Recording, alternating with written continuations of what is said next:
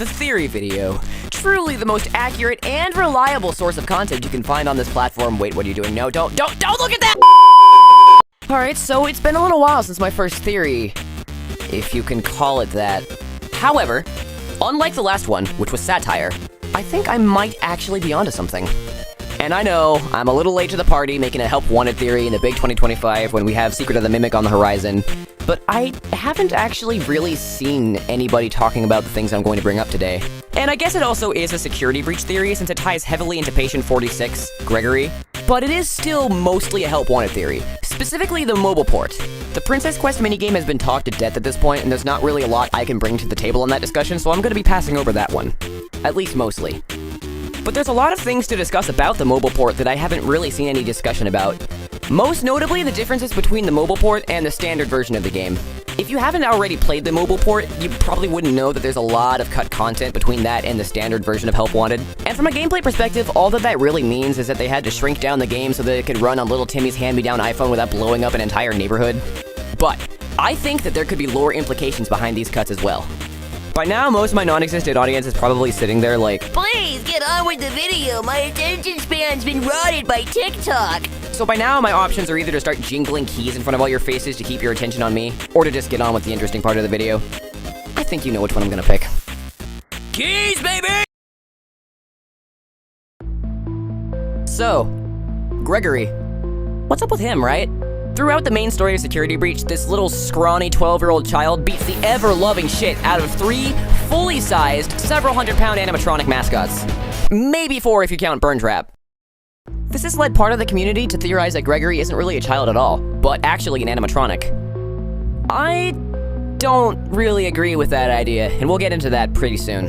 But what I think is far more interesting about Gregory is that he's our most likely candidate for Patient 46, a devout follower of Glitchtrap, also known as the Mimic, who is literally the digital reincarnation of William Afton. Even when he doesn't come back, he still comes back. Patient 46 had a habit of brutally murdering his therapist whenever they got too close to blowing his cover, which is very much in line with William Afton's MO.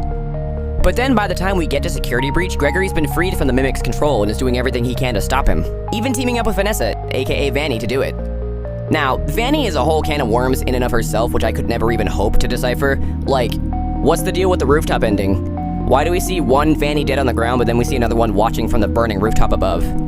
Is she a ghost? Are there 2 of them? Are they twins? The VR Sisters boss in the Freddy in Space 2 game that they did for the charity could be pointing towards that option, but I really have no idea. So when it comes to discussing Vanny in this video, I'm really only going to brush over the facts that we know. So, with that said, what do we know about Vanny? Vanessa A, last name unknown, could potentially be Afton, was a beta tester for the studio Silver Parasol Games, which was commissioned by Fazbear Entertainment to make the Freddy Fazbear virtual experience, to make light of the tragedy that happened so many years ago. And true to Fazbear Entertainment form, they were incredibly lazy and cut a lot of corners. Probably the most egregious and downright negligent example of this was when they sent in old animatronic circuit boards that they were able to salvage. With these circuit boards in hand, Silver Parasol Games was able to massively speed up the development of the animatronics AI and pathfinding, with the teensy-weensy little drawback of unleashing a malicious virus into the game's code. Oopsies. As we all know by now, this virus was Glitchtrap, or the Mimic, a seemingly harmless computer program which draws in data and behaviors from its environment and copies them. And the behaviors taught to this version of the Mimic program all came from William Afton himself. In other words, Silver Parasol Games was in deep shit.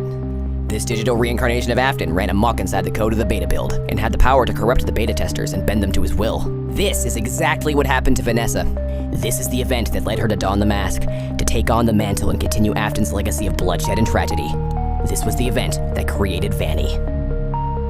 Now, as I mentioned before, all of this was already known. I haven't brought anything new to the table yet. However, I had an important reason for recapping Vanny's story like this, and that was to connect it to Gregory's. Because the true identity of Patient 46 being Gregory means that the exact same thing must have happened to him. And there lies the problem. You see, Gregory's not really old enough to work a job, so he couldn't have been a beta tester like Vanessa. So how exactly did Gregory fall into the hands of the Mimic? And that, my friends, is the question that I hope to answer today. So, to get started, let's talk about Gregory himself. Now, from what we know about Gregory beyond just being Patient 46, he seems to be a member of the most oppressed minority group of all of them. Gamers. Across the various arcade machines in the Pizzaplex, a good number of them, if not most of them, have Gregory as the holder of the high score. And this actually suggests 2 things to me. One, obviously, he really likes video games. But two, a little bit less obviously, is that he's really interested in Fazbear Entertainment.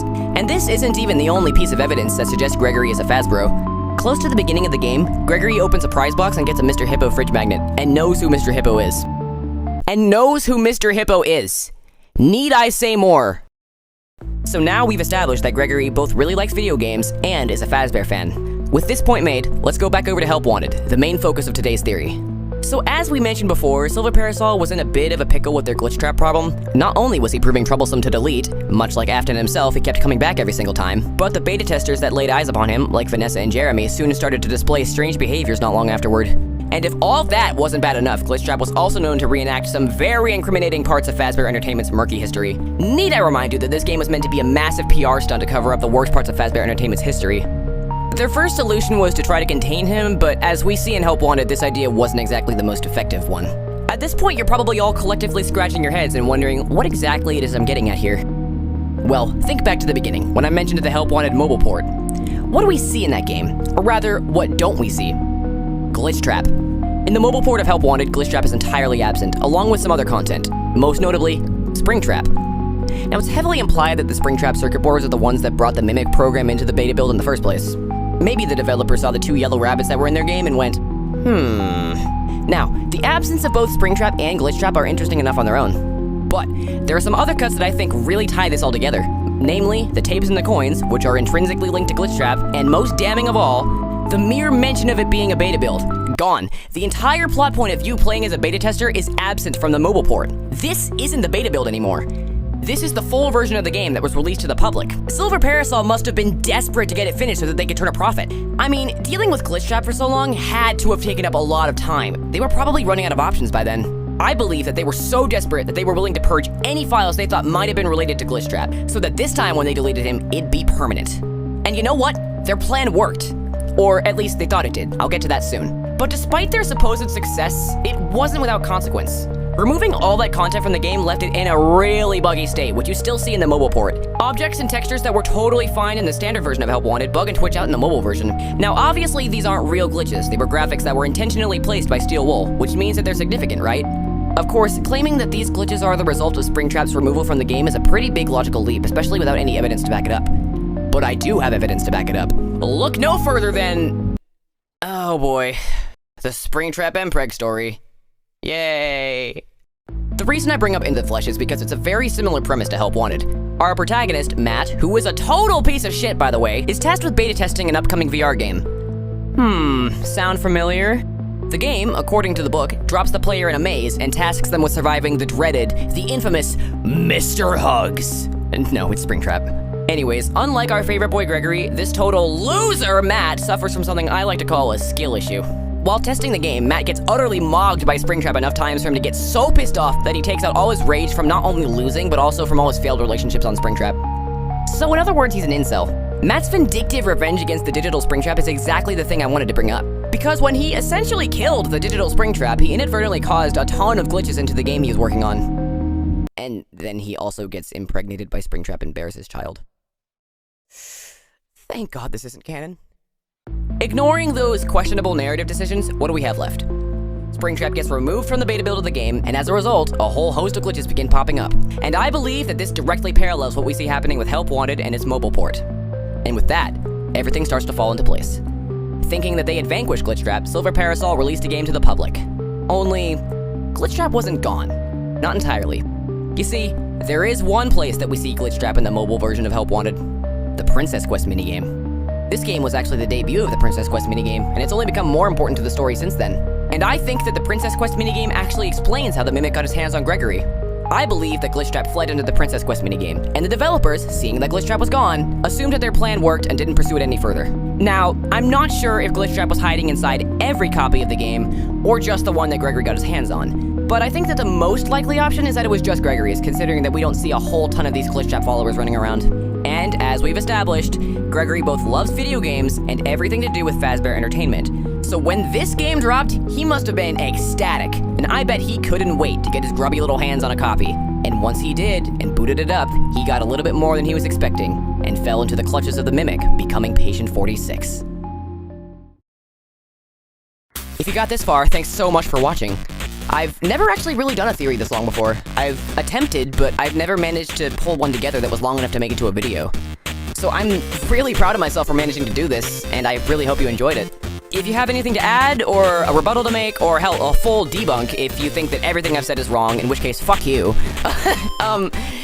Yeah, just go down to the comments, I'd love to hear it. And I'm not gonna beg you to subscribe or anything like that because I'm not a full-time YouTuber and I probably never will be. And in any case, just having you all here means so much more than a subscription ever could, so just thank you for, like, staying long enough to listen to me say all this. I doubt there's a single person, like, still hearing this besides, like, my close friends. But, yeah, just thank you. I probably overstayed my welcome. You're probably getting really bored by now just hearing me talk about nothing, so, see ya! Bye! You can go now. Leave!